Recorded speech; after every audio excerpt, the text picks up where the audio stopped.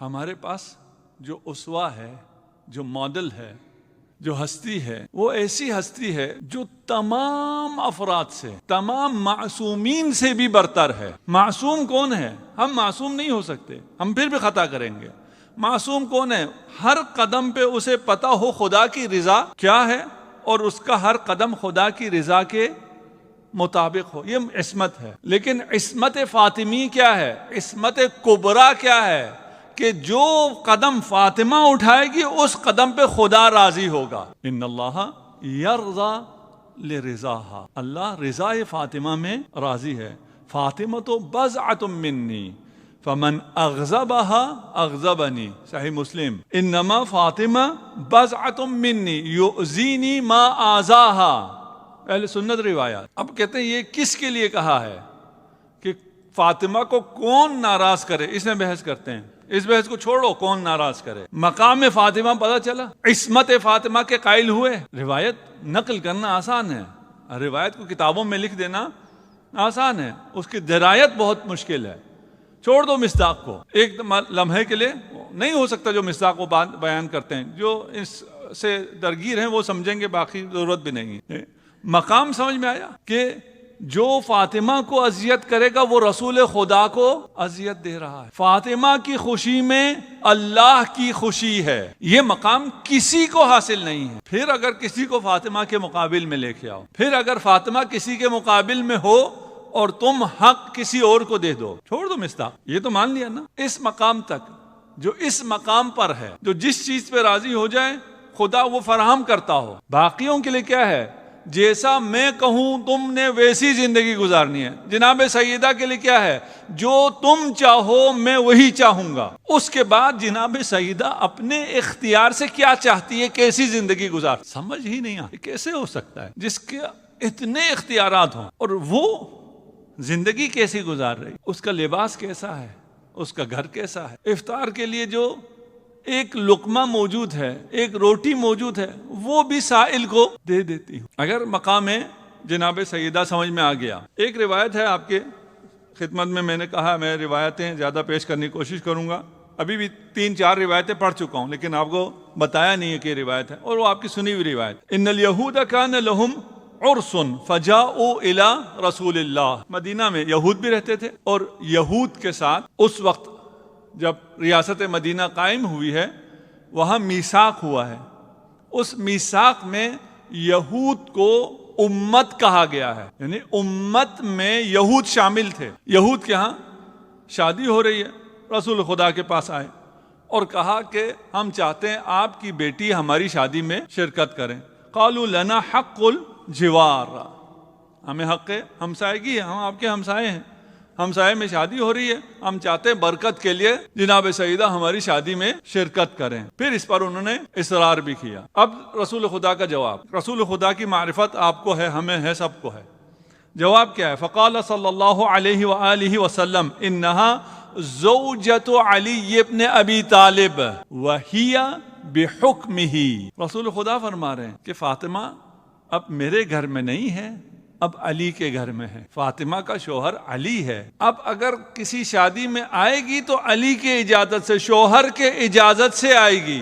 میری مائیں بہنیں بھی سن رہی ہیں، وہ آج کل بہت مشکل ہو گیا ہے کہ شوہر کو یہ مقام دیں کہ اس کی اجازت کے بغیر کسی جگہ خاتون نہ جائے۔ شوہروں نے بھی اپنے اس حق سے ہاتھ اٹھا لیا ہے، اب ہمیں بھی کوئی ایسی توقع باقی نہیں ہے۔ لیکن اسلام یہ ہے، رسول خدا ارشاد فرما رہے ہیں، یعنی ان کے اصرار پہ پہلے تو منع کیا، اصرار پہ جب راضی بھی ہوئے ہیں تو کس پہ راضی ہوئے ہیں کہ جاؤ علی سے بات کرو، فاطمہ کا اختیار شوہر کے ہاتھ۔ اچھا یہ یہود تھے پڑھے لکھے، رسول خدا کو جانتے تھے نا، پہچانتے تھے، معرفت رکھتے تھے، اور ان آسمانی کتابوں میں ساری چیزیں موجود تھیں۔ انحراف کیا الگ مسئلہ ہے لیکن جانتے خوب تھے۔ انہوں نے کیا کہا؟ انہوں نے کہا فَسَأَلُوهُ أَن يَشْفَعَ إِلَىٰ عَلِيٍّ فِي ذَلِكَ، یا رسول اللہ پھر آپ ذرا شفاعت کر دیجئے علی کے سامنے، سفارش کر دیجئے، آپ کی شفاعت کے بغیر کچھ نہیں ہونے والا، اور اگر آپ شفاعت کریں تو علی انکار کرنے والے نہیں ہیں۔ ہم جو شفاعت طلب کرتے ہیں یا جو درود پڑھتے ہیں، یہ جو توسل کرتے ہیں، یہ اس لیے کہ خدا اس توسل کے بعد آپ کی دعا کو رد نہیں کرتا. صلوات پڑھ دیجیے محمد و آل محمد. اجازت مل گئی. جناب سیدہ کل شادی میں تشریف لا رہی ہیں. اب یہود سر جوڑ کے بیٹھ گئے، کل نبی کی بیٹی آ رہی ہے، ہم نے اپنی خواتین کو خوب سج دج کر زیورات سے آراستہ ہو کر کل فاطمہ کو شرمندہ کرنا ہے. فاطمہ کے پاس تو کوئی لباس ہے ہی نہیں، زیور آلات ہے ہی نہیں، وہ جو گھر میں کام کرنے کے لباس ہے اس میں آئے گی. ہم بہت زیادہ سج دج کر وہاں بیٹھیں گے تو پھر اس میں اہانت ہو جائے. قد جمع الیہود الطم والرم من الحلا والحلل، جو کچھ تھا ان کے پاس سب جمع کیا، خوب میک اپ کیا اور سب خوب تیار ہوئے کہ جب فاطمہ اپنے کپڑوں میں آئیں گی ارادوا استہانۃ بہا فجاء جبرائیل بثیاب من الجنہ. یہ مقام زہرا ہے. جبرائیل جنت سے کپڑے لے کے آئے. وحلن وحلل لم یر الراؤون، ایسے زیورالات لے کے آیا، ایسے لباس لے کے آیا جو دیکھنے والوں نے آج تک دیکھے ہی نہیں تھے. تم اللہ کی رضا میں راضی تو ہو جاؤ. دیکھو اللہ تمہارے ساتھ کیا کرتا ہے. دشمن تمہیں نیچا دکھانا چاہے گا، دیکھیں دشمن کے ساتھ کیا ہو رہا ہے. فلبستھا فاطمہ وتحلت بها، وہ جنتی لباس زیبتن فرمایا، ان زیور آلات کو زینت بخشی. ان زیوروں نے جناب سیدہ کو نہیں، جناب سیدہ نے اس لباس کو اور اس زیور کو زینت بخشی. فتعجب الناس من زینتها والوانها وطیبها، لوگوں کو آپ کی زینت سے، آپ کے لباس سے، آپ کی خوشبو سے تعجب ہوا. فلما دخلت فاطمہ علیہ السلام دار ہؤلاء الیہود. میں عربی اس لیے پڑھ رہا ہوں، اگر کوئی سرچ کرنا چاہتا ہو کوئی جملے لکھ لیں، گوگل کریں، آپ کو مل جائے گی یہ جہاں بھی روایت ہے. سجد لها نساؤہم، جب اس شان سے جناب سیدہ تشریف لائیں، یہودی عورتوں نے جناب سیدہ کے سامنے سجدے کرنا شروع کر دیے. وَيُقَبِّلْنَ الْأَرْض بَيْنَ يَدَيْهِ، اور وہ خاک جس پہ جناب سیدہ نے ابھی قدم رکھنا تھا، اس خاک پر اتنا رشک کر رہی تھی کہ قدم رکھنے سے پہلے اس خاک کے بوسے لینا شروع کیے. وَأَسْلَمَ بِسَبَبِ مَا رَأَوْا خَلْقٌ كَثِيرٌ من الیہود. جب یہ معجزہ دیکھا کہ وہ فاطمہ جس کے پاس کپڑے ہیں ہی نہیں، جس کے پاس زیور آلات ہیں ہی نہیں، وہ اس شان سے آ رہی ہے، ایسے لباس میں آ رہی ہے، تو یہ شان، یہ عزت، یہ تکریم کس نے دی ہے؟ اس اللہ نے دی ہے. یہ لوگ، یہ یہود مسلمان ہو گئے. یہ مقام ملتا ہے اللہ پر، اللہ کے فیصلوں پر راضی ہونے. اگر یہ آج ہم لے کر چلے گئے کہ رضا کسے کہتے ہیں، میرا خیال ہے 50% آپ کی ٹینشنیں یہیں ختم ہیں. اور اگر آپ کی ٹینشن نہیں ہے تو آپ کے امراض آدھے یہیں ختم. آج کل کے آدھے امراض ٹینشن کی وجہ سے، اور آپ کو ٹینشن انہی چیزوں سے ہوتی ہے جو آپ کے اختیار میں نہ ہو. صفت الرضا عن الصادق علیہ الصلوۃ والسلام، صفت الرضا ان یرضی المحبوب والمکروہ.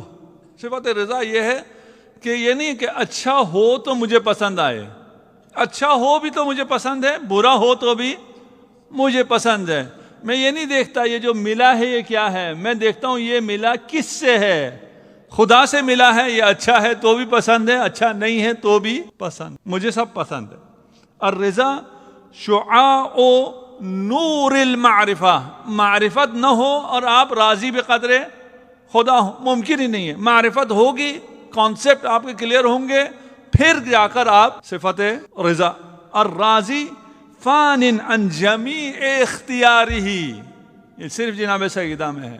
اپنے تمام اختیارات کو فانی کر دو، مجھے کچھ چاہیے ہی نہیں، مجھے وہ چاہیے جو مولا کو چاہیے. پھر دیکھو کیا ملتا ہے. ہم چاہ کیا سکتے ہیں؟ ہماری سوچ بہت محدود ہے، ہماری روح بہت محدود ہے، آلودہ ہے، ہم چاہ سکتے ہی نہیں ہیں. وہ چاہو جو وہ چاہے، مولا چاہے. فان عن جمیع اختیارہ والراضی حقیقتاً هو المرضی عنہ. والرضا اسم یجتمع فیہ معانی العبودیہ، عبودیت کے تمام معانی اسی ایک لفظ رضا میں جمع ہیں. جدھر حق ادھر مولا، جدھر حق ادھر مولا، جدھر مولا ادھر حق.